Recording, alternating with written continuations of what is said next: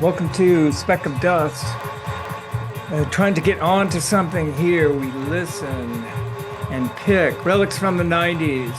Three, two, one. The Vulgar Boatmen.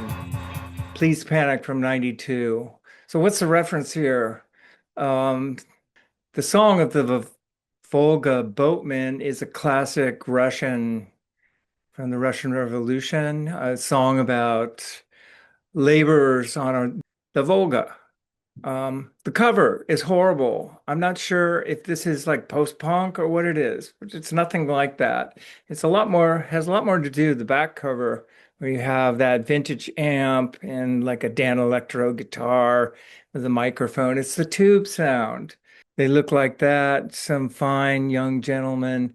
So they're influenced by 50s classic rock and roll, maybe the kind that Elvis popularized, but it's filtered through a modern minimalist arrangements. They create a handful of feels with absolutely the minimum amount of notes. And it's got wonderful inertia. It's almost motoric in parts. There's two songwriters and one earnest singer, and it's got rock instrumentation. And occasionally there's a little violin. These are small town stories about people that the songwriters knew, in many cases, waiting for people. It's got a coming of age feel, which makes it endearing.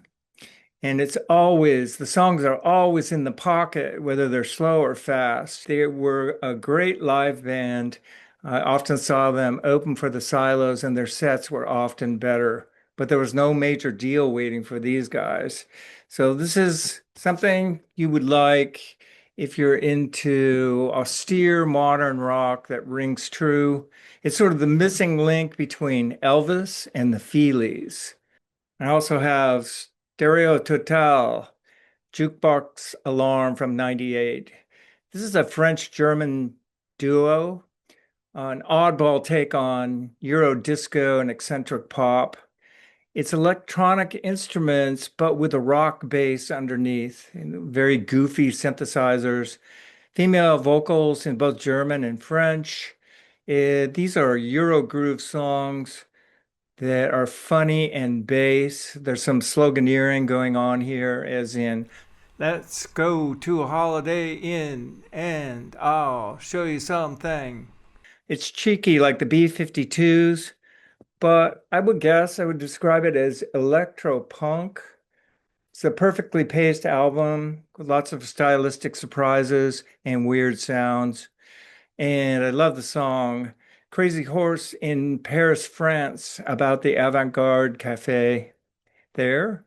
This is a great set of infectious and goofy fun and good for club dancing, which is probably where you would have heard it at the time. All Uh, right. My first record is this split between Noothgrush and Corrupted from 1997.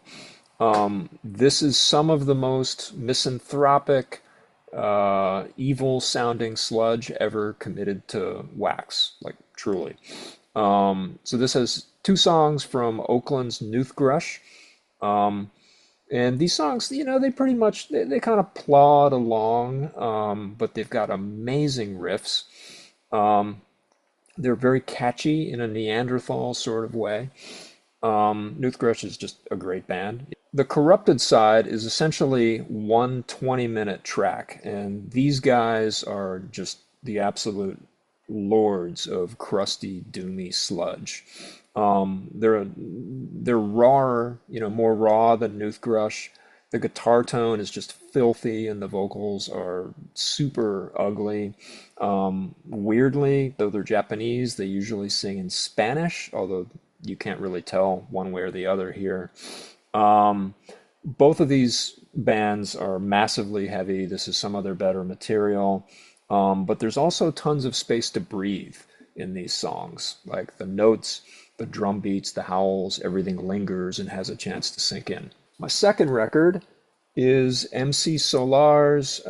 It's kind of a double, Paradisiac and his self-titled record, just MC Solaar, from 1979 or 1997 and 1998. This guy was France's biggest hip hop export. He was seen as something of a poet at home.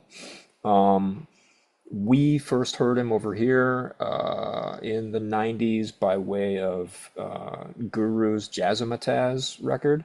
Probably the most distinctive thing about Solar is his flow. It's just butter smooth. Um, French is, I don't know, maybe the best language for hip hop. It just sounds great. And these are two great records. The first one, Paradisiac, is pretty lush. Like there's hints of G-funk and a little bit of disco and trip hop. The title song is built around a Diana Ross sample. Um, the other record, the self-titled one, is a little more minimalist and it leans a little more towards, I don't know, the dance club, maybe you would say, a little more techno sounding, and the flow is a bit more intricate. But again, this guy is so smooth. And so these are both great records, and if you've never listened to French hip hop, this is a great place to start. 80s relics. 80s relics. What are you going to get? I would bet prog and metal records probably hold like the top 9 of 10 places in like, So, how did you pick your relics? Well, I set mine up and I have a stare down with them before I listen to them. I go through the process, and those ones I stare down, I don't ever listen to. I found myself wanting to listen to MC Solaar at a few different points in recent weeks, so that just seemed like an obvious. Taunting, and I'm staring back at him and going, not today. Not today, Satan.